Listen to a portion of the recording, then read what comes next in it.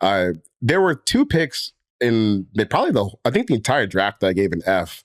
One, Michael Penix. We just went over that. The second was Bo Nix, 12th overall to the Broncos. I don't really know why. Maybe it's just like the Falcons have been like this front and center laughing stock for the last decade. But Bo Nix at 12 is just as crazy. I mean, I think it's even worse than Penix at 8. Maybe it's better because Nix will play this year, but in terms of like talent, I don't get it. You talk about another older guy, or has a lot of starts, and he succeeded this year when they took things away from him, which is very curious. Kind of made the offense a little more point shoot, limit some sort of scope, making a lot of checkdowns, a lot of quick game RPO stuff, a lot of stuff on the outside. Yeah, I had him as another 3rd rounder. Again, I thought the Broncos, I didn't even think the Broncos would like him. Sean Payton would like him. Let's just say, not even say the Broncos, Sean Payton. I didn't think Sean Payton would like him because like he's not like a guy that he usually works with.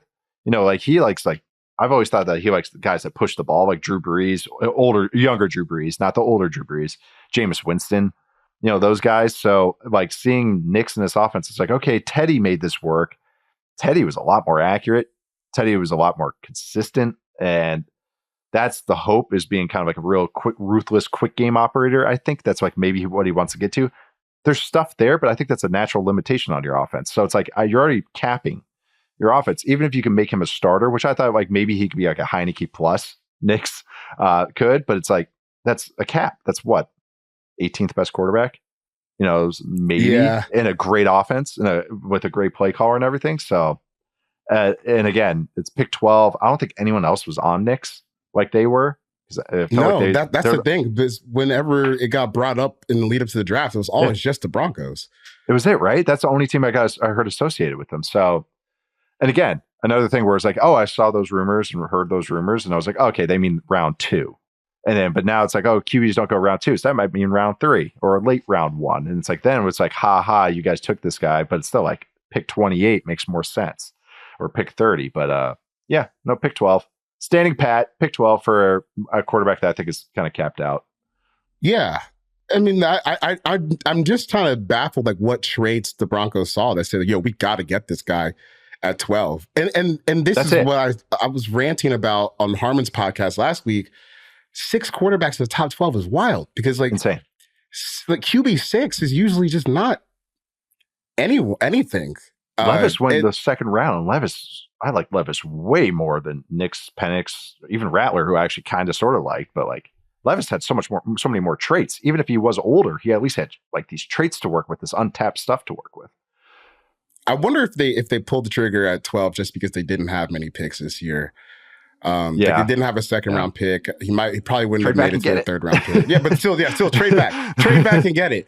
There's got to be an area. Hey, Howie, I know you want one of these corners, like something like that. Like there's got to be someone's phone you could have worked there. And I think there's been comparisons like, Sean Payton drafted Bo Nix. Maybe there's some Drew Brees in here. That is so underselling how talented Drew Brees was like early in his career. Like when Drew Brees and Bo Nix were at this same point, dude, Drew was a monster. Like Caleb. Drew was like Caleb. That's what Drew was. That's what people don't realize. Drew was such a good athlete.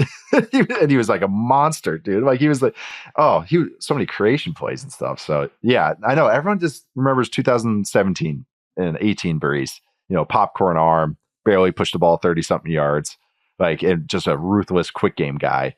But it's like, yeah, that's a part of the offense. But the real part of Sean Payton's offense was always the play action, chuck it down the field stuff. That's why I actually thought Russell Wilson was actually going to be a decent fit. And there was some stuff that actually worked together, but then Russell can't do quick game. So then Payton's like, I can't do this. So maybe that's what it is. Maybe he's like, I need someone that could do quick game, like awesome. But then it's like, again, quick game has such a cap.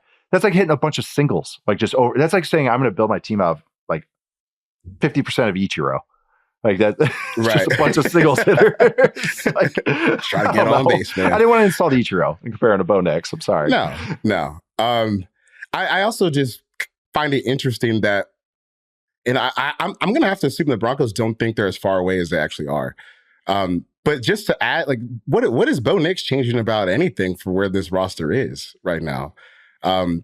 they've use gone through a linemen? pretty big facelift. Like the linemen, they need a lot of things. So just to sit there at 12 and take Bo Nix, it's just the QB. Like I said, the QB thirst has just gone too far. You don't need to take Bo Nix at 12. You don't need to take Penix at 8.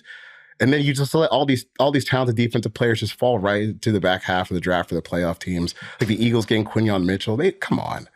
What are we doing here? They didn't have to do anything. No. That was, and it's actually, Quinyon Mitchell is actually, he's going to the perfect defense for him. Like he's like that Fangio stuff. What they do is like perfect for him. It's unreal. And like you said, those are all playoff teams. These are the winning teams. So you're just like, yeah, I don't know. Okay, yeah. Okay. Thanks. Tampa Bay sitting there. Yeah, I'll take Graham. I'll take Graham Barton. Are you kidding? Oh my God, I know that one. I was like, I actually for a moment I was like, all right, there has to be a medical thing. Why? And then the Bucks take him. I'm like, Bucks kind of do this sometimes. They're just like, all right. Like kind of Cansey was kind of like that last year. It's like, all right, there's he's not perfect, but kind of watch him kind of thing. And it's kind of yeah. Barton's a good player. Is there any chance that Nix becomes like the best quarterback of this group? I would say no. No, I don't think so. I'm not even saying I don't think so. I'm just going to flat out say no. Yeah, even before you just watch him, just his profile. He's the oldest quarterback drafted in the first round since Brandon Weeden, and it's Brandon Weeden's the only first round quarterback in I think the last 15 years, and then it's Bo Nix. It's unprecedented territory again. Yeah. It's just crazy. I would imagine that Bo Nix starts all 17 games barring injury too. Like the competition there is pretty weak. Yeah. I know. What was the point? I don't know. Jared Stidham, Zach Wilson. Come on. Oh yeah, and they just traded Zach Wilson. That's the thing too. Is like, do you think Sean Payton was going to be like patient, like just do like a nice patient rebuild? It's like, no, of course he's doing this. It's like he makes it hard on himself. It's just I know, because he's such a good on-field coach. He really is. He's such a great, brilliant offensive designer. So it's like I'm never fully out on him, but it's just man, he makes it tough. I almost wonder if Sean was looking at this kind of like the way that I am before the draft. I'm like, bro, are you going to be here to see this thing out? Because like if you tank this year and next year's rough too, guys, the coaches don't usually survive that. I don't know. I would have been more aggressive. Too big to fail contract. Like maybe he's got one of those. Can't anchor it down. I don't know.